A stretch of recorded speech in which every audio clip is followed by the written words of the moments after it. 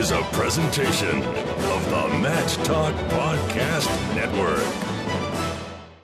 It's time for Inside Virginia Tech Wrestling.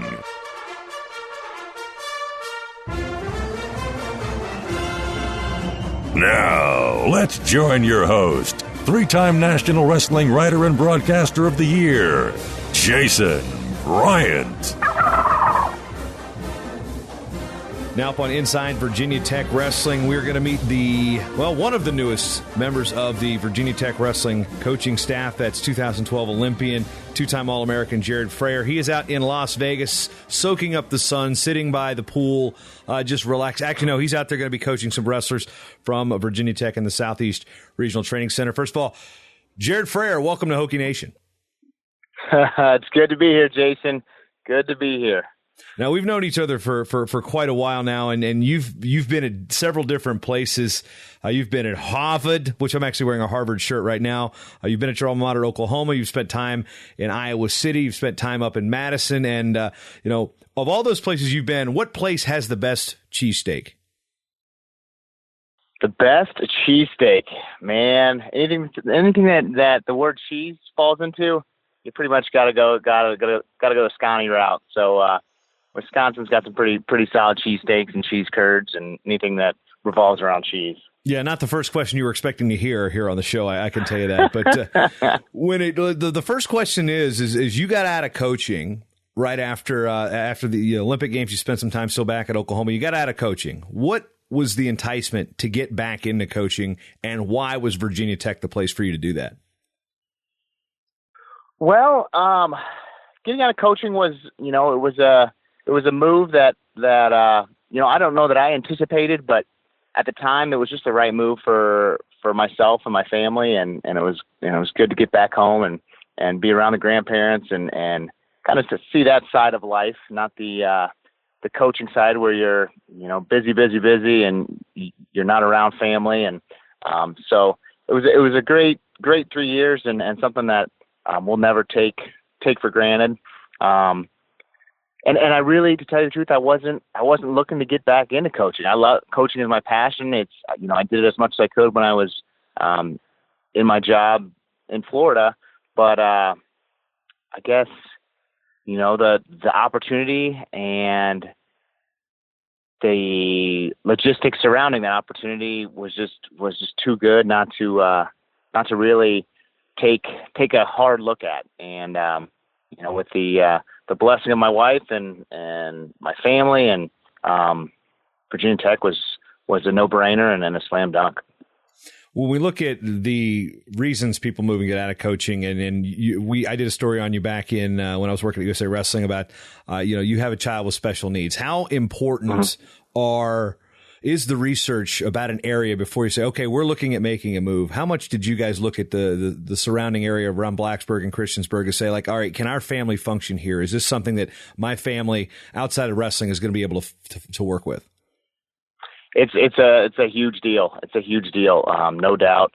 And it's a different climate than what we were at in Florida, but it's a great school system and something that me and my wife have both done some pretty solid research. And I mean, that was, one of the first questions, what type of programs, inclusion programs, does the Blacksburg school system offer? And I've already been to the school and kind of done a walkthrough of the school, and it's going to be a great fit. And the fact that I have a sister and a brother-in-law that live in Northern Virginia, and we're going to be able to be around cousins and aunts and uncles, makes it even greater fit.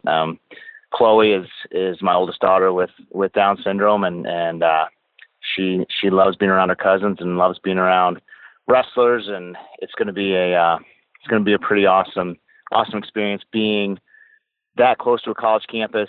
The amount of involvement that the university has in the elementary schools and the secondary schools is pretty impressive, and just it's an exciting time for the entire family. Yeah, how old is she now? She is 6 years old. Yikes, dude! Time flies, man. Time is flying. Yes, it is, and it's not slowing down. So, but two little girls, just amazing blessings. And I know you can understand, and just an exciting time. Yeah, I got you with the two little girls here as well. I mean, we just returned back from Virginia when we've got a 4.5-year-old and a 9-month-old, and thankfully the 9-month-old was not pitching a fit. There was one blood curdling scream for a moment. It was, and a life of a wrestling coach involves a life of traveling with your kids. So I'm sure you know how that is.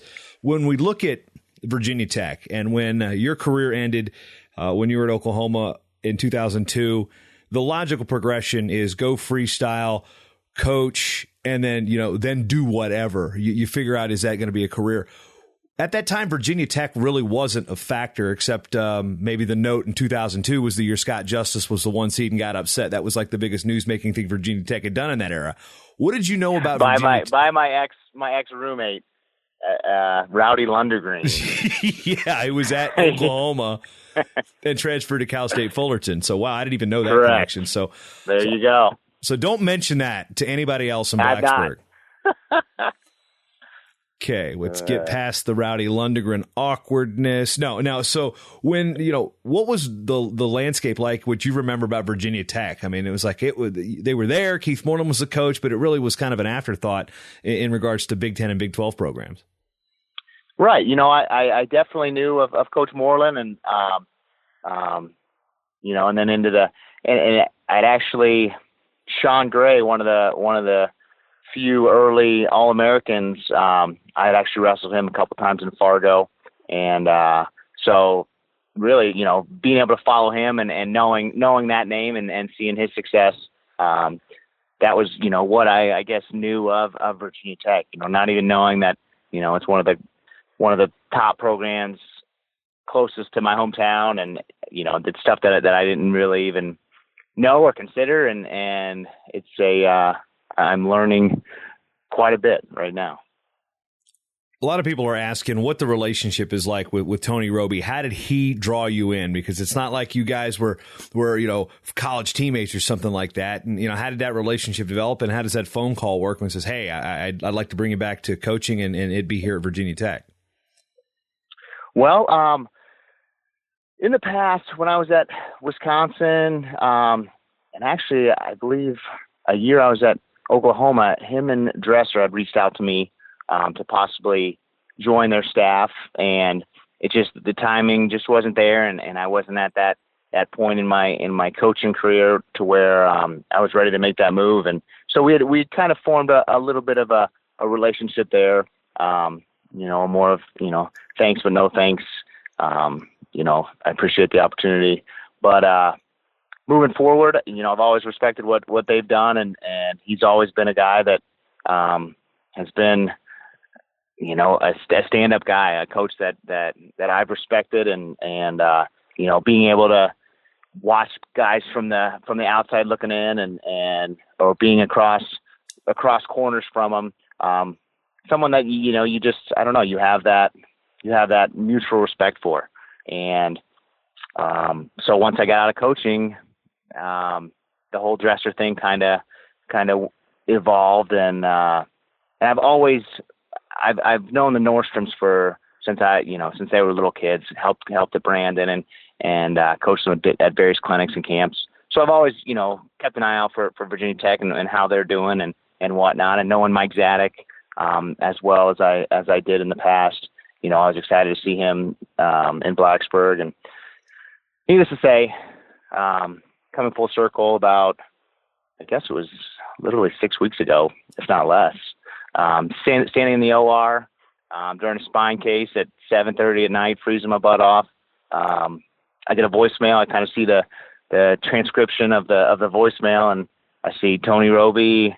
Want to see if you're interested in possibly getting back in the game.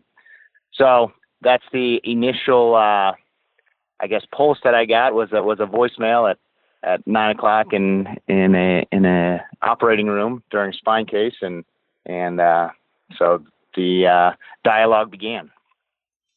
Now, how quickly did Tony break out like the targets? Like, how quickly was Frank Molinaro's name brought in? How quickly was the Southeast Regional Training Center and the Freestyle and the coaching mesh here, because it's hard to replace one coach, let alone two. And Coach Roby's got to get the job and then build a staff in a short time. So what were those early conversations like once you guys actually started chatting about the personnel? Well, he had his targets and who he was looking at, and all the guys that he threw out to me were guys that in my mind were slam dunk type candidates and guys that I was like, man, we're on the same page. If he's looking to build a staff, and I knew Frank was high on his list right away, and as he should be, and for him to reach out to me, I'm blessed beyond measure in that fact. And we in learning about Ty and his relationship with Ty and the type of human being that Ty Walls is, it was pretty easy to see that he had a vision in mind, and he put the cogs in place that he felt we're gonna be the best.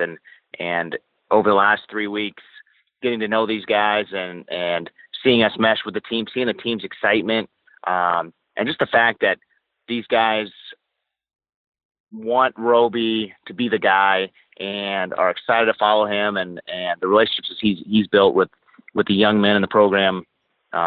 It's just a pretty impressive foundation that's been built, and I'm just excited to continue to help Coach Roby make this into something pretty doggone special. When you look back at your coaching career, what are some things that you know now that you learned that once you got away from your comfort zone in Norman, when you learned something going up in Massachusetts at Harvard under a guy like Jay Weiss, who a lot of people don't really know a lot about Jay because he doesn't have that name recognition compared to the name recognition you get with a guy like Tom Brands at Iowa? What was unique about those coaching situations that'll help you at Virginia Tech? Well, I mean, yeah, we just got done talking about Jay Weiss quite a bit, traveling out here, and just the amazing things that he does at Harvard. And I mean, from the fundraising to kids winning national titles, being All-Americans, and with no scholarships, and learning how to, I guess, sell a program without saying, okay, here's a full scholarship. He taught me. I mean, he was the foundation that has gotten me to this point and helped me in so many ways. And then going, almost a full 180 to, a situation like Iowa where, wrestling is the end all. And, Tom Brands is a pretty big deal anywhere you go. And, it's pretty great to mesh a lot of those personalities. The Pritzloffs, Coach Davis, Mark Cody, the guys that I really, the good guys of the sport that put emphasis on different areas of being a student athlete and being a good human being. And, to not get into crazy specifics, but really being able to mold all those different characteristics and character traits into one. I can't pick just one, but there's just they give their life to the sport and raising young men and I'm a blessed guy to take knowledge from all those wrestling minds and put it to work into these young guys at Virginia Tech.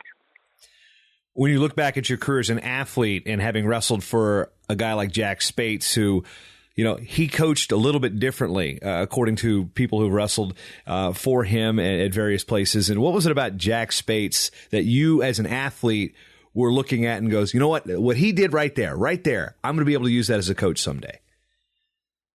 Well, I think the fact that he as a leader, he put where maybe he lacked, he put guys that made the program better, and he was not. His ego wasn't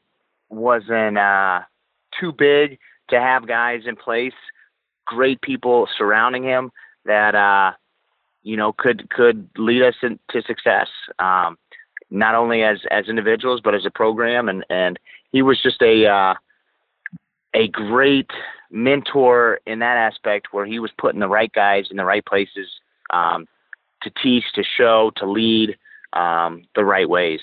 So he was just he still is, in everything that he does. He's still a guy that we can all look up to, and is still a friend to this day.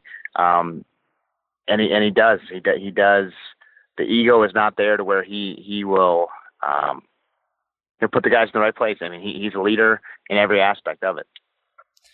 Looking at what a big part of the coaching game is recruiting, and a lot of that comes with the name. We talked about Jay not really being a name at Harvard, being able to sell the program. When you look at your career, you didn't attain the college goal of being an NCAA champion, but you did make an Olympic team. Is it funny to you how sometimes conventional wisdom can change? It's like, you didn't win a national title, then all of a sudden be like, oh, he's an Olympian. And it's like the folk style accomplishments just go away. Like, yeah, well, how many NCAA titles he won it doesn't even enter the equation anymore. I mean, how much does that those little 5 little rings help with recruiting now?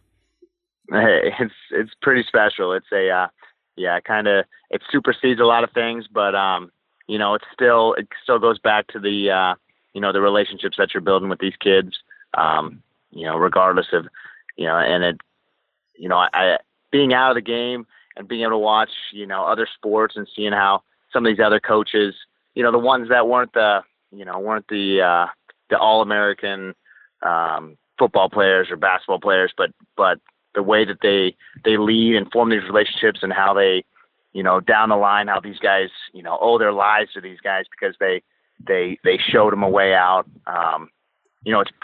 It's pretty wild, regardless of your background, how you can form these young men and help them, to a better future. And so it is great. It's something that forever, that's something that will be a part of my resume. But, I really take pride in forming these relationships with these kids and hopefully getting them onto the Blacksburg campus and being able to lead Hokie Nation to an NCAA title. So now, speaking of still with the recruiting, not only is it you that's got the Olympic rings, one of your coworkers, your new colleague Frank Molinaro, he's been to the Olympics. So now you've got 2 Olympians that one. Frank's still competing. You're not that far off of your competitive fighting weight. That's got to be something really unique, at least from your vantage point on being able to recruit athletes to Blacksburg. Like we don't just have one Olympian, we have 2. It really is, and the more I get to know Frank and his passion for the sport, I highly doubt that his best wrestling has been done yet. So excited for him. It's only gonna help us the better he does, and just want to continue to put him in the best position to not only be an Olympian but get that yellow medal in Tokyo. So it's pretty awesome, and it's something that not a lot of programs can say that they have, and not only that, Frank's a man of God and a great leader for our guys, and not only on the wrestling mat but off the mat, and I just want to continue to push that, and the rest will take care of itself. One thing that always jumps out at me to people who are in coaching who didn't quite attain certain goals is the passion and the drive that the shortcoming leads to. Everybody knows about Dan Gable and how that loss to Larry Owings really drove him to be a better coach. Chris Ayers, I think, said it best in the Veritas documentary about John Trench when he was an assistant at Lehigh. He said if he would have won a national title, he wouldn't be coaching right now. Do you think is that the case with you?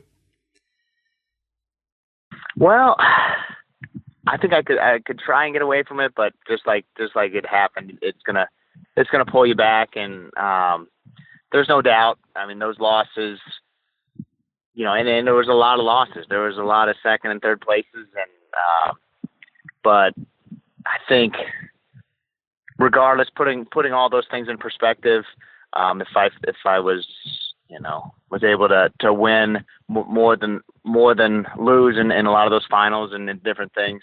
I don't know. It's a passion, something that's in your blood that I'm excited to pass along. And win or lose, this is what I was born to do, and just proud and excited to have the opportunity to do it again.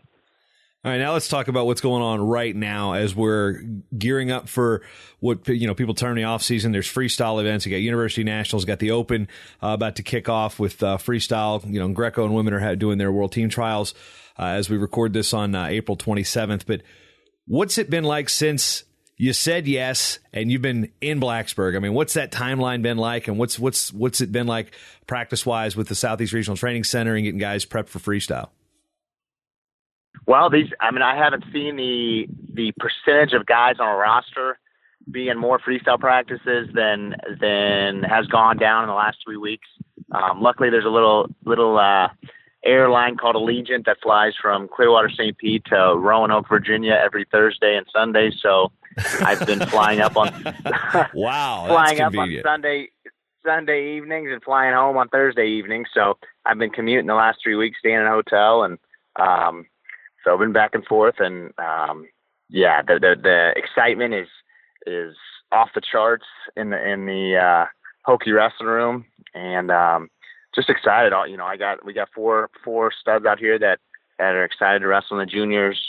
David McFadden, returning All-American, coming off a redshirt year, and Andrew Dunn, who's a redshirt freshman, big old heavyweight, couple-time state champ from Pennsylvania. And then Jared Dagan and Andrew Merle. So 4 young guys ready to scrap, and then Ty Wall is sucking down to 213, looking lean and mean, ready to make some noise at the senior level as well as Frank. So the momentum and excitement is high, and we just want to keep riding it through Vegas, into Akron, and then hopefully get a couple guys on the junior and senior teams in Lincoln. What body part did you guys chop off of Ty Walls to help him make 213? That's what I want to know. I tell you what, I think he went from like a size 40 jean to about a 32. I mean, he is a specimen, to say the least, and I just such a student of the game and a disciplined guy who kinetically knows his body, and to see what he did from forcing himself to be 200 and 245, whatever he was, during the season, and literally in a month he is slimmed down to, he made weight yesterday. I know he's about 2 pounds over now before he weighs in a couple hours here. So man, he looks great. He's wrestling great. Put him through the last 3 weeks of workouts, and he's ready to make some noise. With the staff coming in and the success of the program the last couple of years, there's a trophy team. There's been a back-to-back top 6 finishes. Do you think there's now more pressure on Coach Roby, you, and Coach Molinaro especially, to all right, you guys have got names, you've got Olympic credentials, you've got All-American medals, you got a lot behind you. How much pressure are you guys aware that you guys might be under from not just Hokie Nation, but from the wrestling community as a whole? Well, big shoes to fill, no doubt. We're excited for the opportunity. We have a young team. We're going to have 5. Well, we have five freshmen that are going to be in the lineup is what we're kind of forecasting, I guess. And obviously the loss of Zach Epperly hurts a little bit, a lot of it.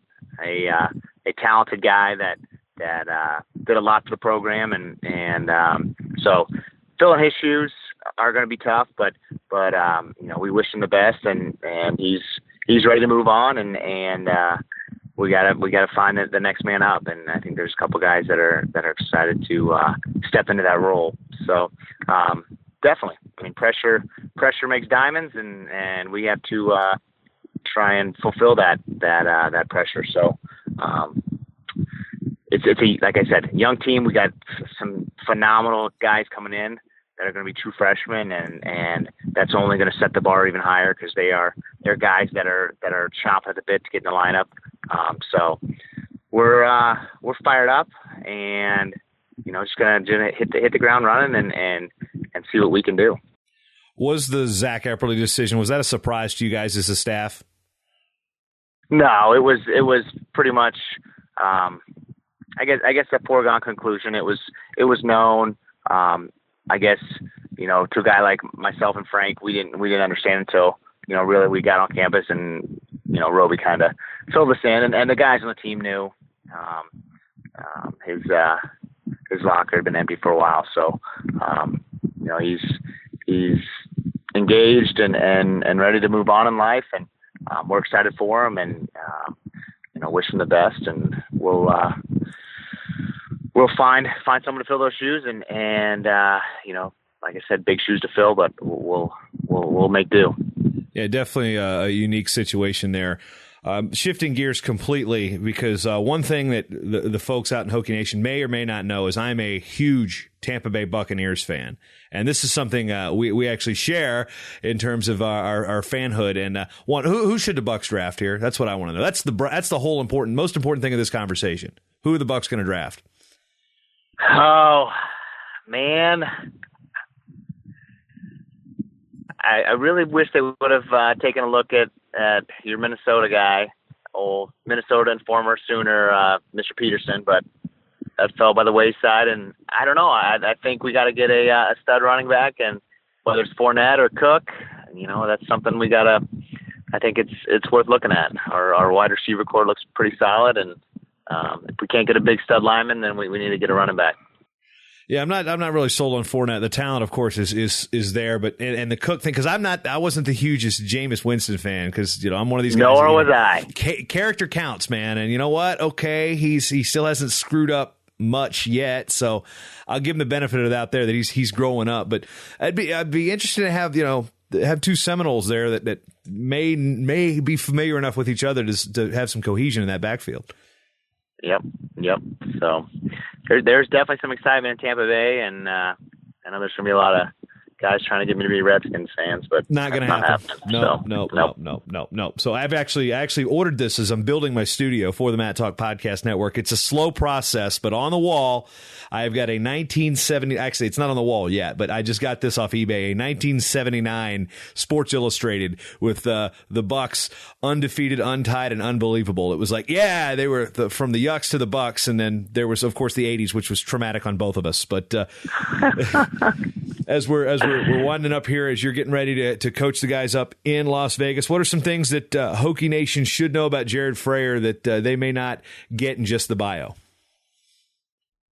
I'm a pretty open guy. If you need anything, you shoot me an email, shoot me a text. I think they've kind of seen that a little bit as I jumped on the old Hokie message board and kind of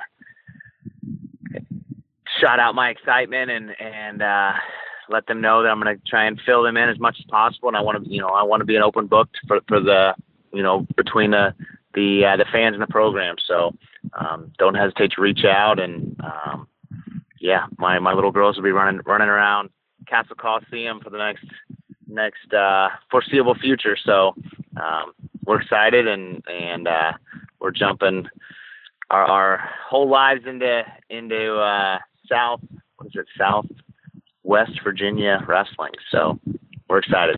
Yeah, you expect to hear deep accents, because I know there are parts of Florida that you will hear more of the Roanoke Valley twang that may remind you of home a little bit. Frank's going to be completely lost because between State College, PA, and Jersey, he's got nothing on these accents. So you might have to help him out. No doubt. And you might be the good buffer for him there. I'll do my best. There are actually a couple guys come in, and I said, Coach Roby, I didn't know what they said for the first 5 words came out of their mouth. I have no idea what they said.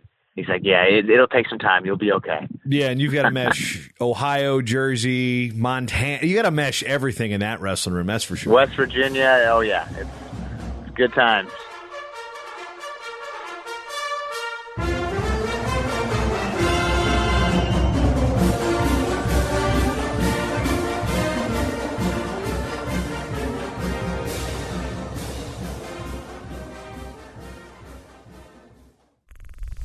Show is part of the Matt Talk Podcast Network. For more wrestling podcasts, head over to MattTalkOnline.com.